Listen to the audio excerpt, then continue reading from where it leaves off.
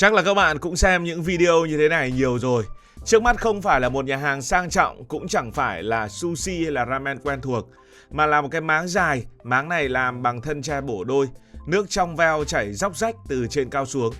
Một đầu bếp bất ngờ thả những nắm mì vào dòng nước và chỉ vài giây sau, hàng chục người cùng cầm đũa lao vào săn những sợi mì đang trôi vun vút. Thoạt nhìn rất nhiều người đều có một suy nghĩ như thế này: thì ăn như vậy nó có sạch hay không?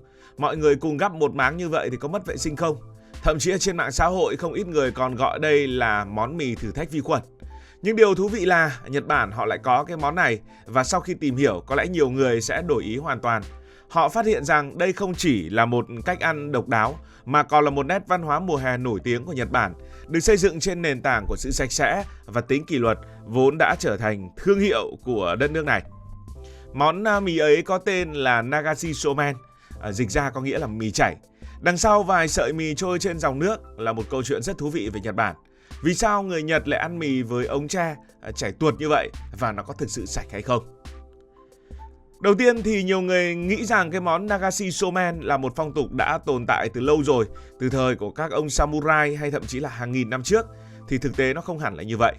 Món mì này đã có lịch sử rất lâu đời, nhưng là mì bình thường, mì somen bình thường, xuất hiện từ nhiều thế kỷ trước và từ lâu đã trở thành một món ăn quen thuộc mỗi khi mùa hè đến.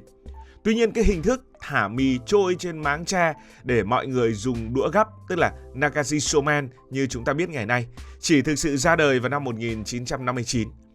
Người nảy ra ý tưởng này có tên là Hiromi Mitsuki. Thì người này là một chủ cửa hàng ở trên đảo Kyushu, ở đây thì có tỉnh Miyazaki. Câu chuyện bắt đầu như thế này. Ở cái vùng mà người chủ cửa hàng này bán mì, đó là vùng Takachiho, thì nổi tiếng với những khe núi sâu, những rừng tre xanh và nguồn nước suối mát lạnh quanh năm. Mùa hè ở đây lại thường nóng bức, nhiệt độ nhiều ngày vượt quá 35 độ C.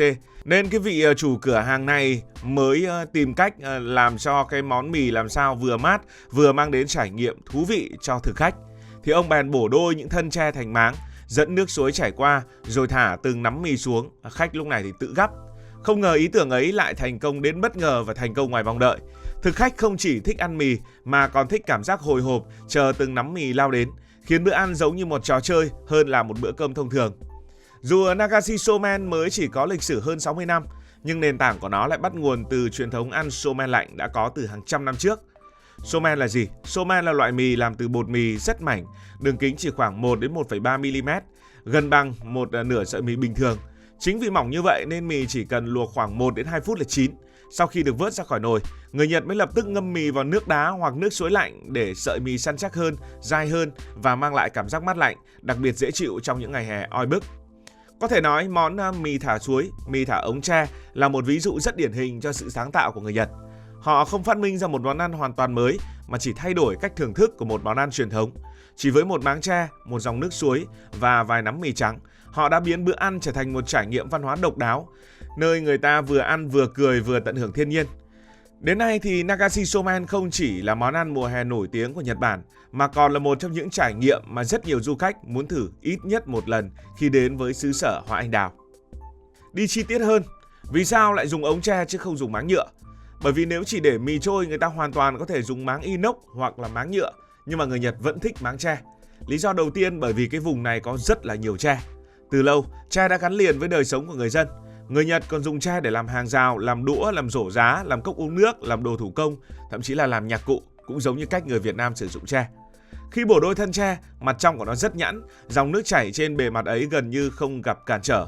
Những sợi mì vì thế trôi rất mượt và không bị mắc lại. Nhưng lý do quan trọng hơn lại nằm ở yếu tố văn hóa. Trong mắt người Nhật, tre tượng trưng cho sự thanh khiết, ngay thẳng và gần gũi với thiên nhiên.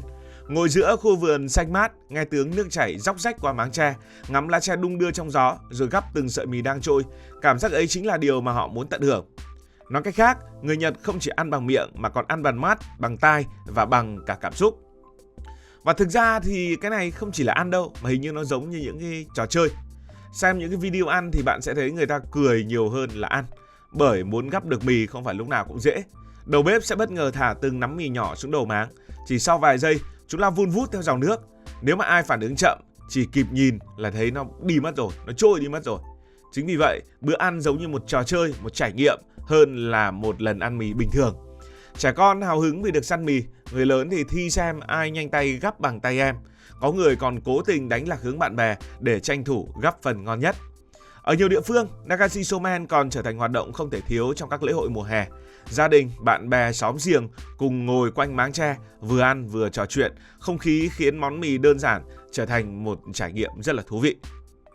Thú vị thì thú vị là vậy, nhưng mà ăn chung một máng có thực sự sạch hay không?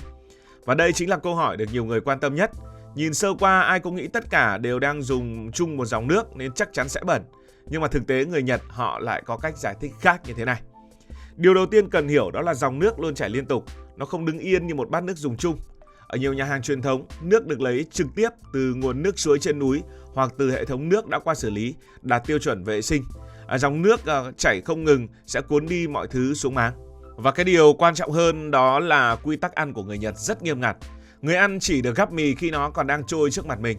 Một khi sợi mì đã đi qua hoặc rơi xuống cối máng thì coi như bỏ. Không ai được phép lấy lại rồi thả ngược lên đầu máng cho người khác ăn. Đặc biệt, nếu sợi mì đã chạm vào đũa hoặc chạm vào miệng mà bị rơi xuống, nó sẽ bị loại bỏ hoàn toàn. Không bao giờ có chuyện ăn dở rồi trả lại dòng nước. Và chính nguyên tắc ấy giúp hạn chế tối đa nguy cơ lây nhiễm chéo. Ngoài ra còn có một số quy tắc khác như thế này. Ví dụ, không ai được phép dùng đũa để khuấy nước, không chĩa đũa vào người khác, không đưa đầu đũa đã ngậm vào dòng nước, không chen lấn, không cố tình chặn dòng nước, không để nước bắn tung tóe. Đầu bếp cũng chỉ thả từng phần nhỏ, đủ để mọi người có cơ hội gắp, sau mỗi lượt chờ vài giây rồi mới tiếp tục. Và nếu đông khách, nhiều nơi còn chia thành nhiều máng khác nhau để giảm số người dùng chung. Đây cũng là lý do dù ăn trên cùng một dòng nước nhưng cảnh tượng vẫn rất là trật tự và sạch sẽ. Có phải mọi nhà hàng đều dùng nước suối thì không hẳn. Ngày nay có hai hình thức phổ biến.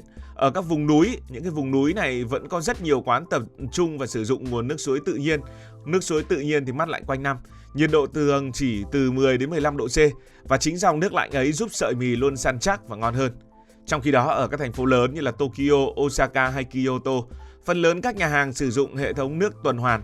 Nước được bơm liên tục qua bộ lọc, xử lý bằng công nghệ hiện đại rồi mới đưa trở lại máng tre. Quy trình này tương tự như cách vận hành của nhiều hồ bơi hoặc là những cái đài phun nước công cộng, nhưng tiêu chuẩn vệ sinh dành cho thực phẩm còn nghiêm ngặt hơn. Nhờ vậy, người ăn vẫn có cảm giác dòng nước chảy tự nhiên và tất nhiên là vẫn đảm bảo an toàn vệ sinh thực phẩm. Nhưng có một cột mốc đã khiến cho cách ăn này cũng phải thay đổi từng chút một, đó là đại dịch Covid-19. Đại dịch Covid-19 đã từng khiến cho món Nagashi Showman gần như biến mất trong một thời gian. Nhiều người lo ngại việc ngồi sát nhau và dùng chung máng sẽ làm tăng nguy cơ lây bệnh. Các nhà hàng Nhật Bản đã nhanh chóng thay đổi. Nơi thì lắp máng ngắn chỉ dành cho 2 hoặc 3 người, nơi thì thiết kế máng riêng cho từng bàn. Có chỗ thay hẳn bằng những vòng tròn giống như là lẩu băng chuyền ấy. Mỗi nhóm khách dùng một hệ thống độc lập. Một số nơi còn phát đũa dùng một lần, khử khuẩn máng tre sau mỗi lượt khách và thay nước liên tục. Nhờ những cái điều chỉnh như vậy, món mì ống tre này dần trở lại và tiếp tục là một trong những trải nghiệm mùa hè được du khách yêu thích tại Nhật Bản. Tổng kết lại, nếu hỏi người Nhật điều gì họ nhớ nhất sau một buổi ăn mì như vậy, thì rất ít người trả lời là mì ngon. Thứ họ nhớ lại là tiếng nước róc rách dưới bóng tre xanh, là những cơn gió mát giữa mùa hè oi bức, là tiếng cười khi mà cả nhóm cùng đưa đũa nhưng mà chẳng ai gắp kịp, là cảm giác hồi hộp chờ đợi nắm mì kế tiếp bất ngờ xuất hiện từ đầu máng. Và đó chính là cái cách sống đặc trưng của người Nhật, biến những thứ rất là đơn giản thành một trải nghiệm đáng nhớ. Một món mì vốn chỉ vài phút ăn xong, nhưng mà nhờ sự sáng tạo và sự gắn kết với thiên nhiên lại trở thành một hoạt động văn hóa được nhiều thế hệ giữ gìn. Có lẽ vì vậy mà Nagashi Showman vẫn tồn tại cho đến ngày nay.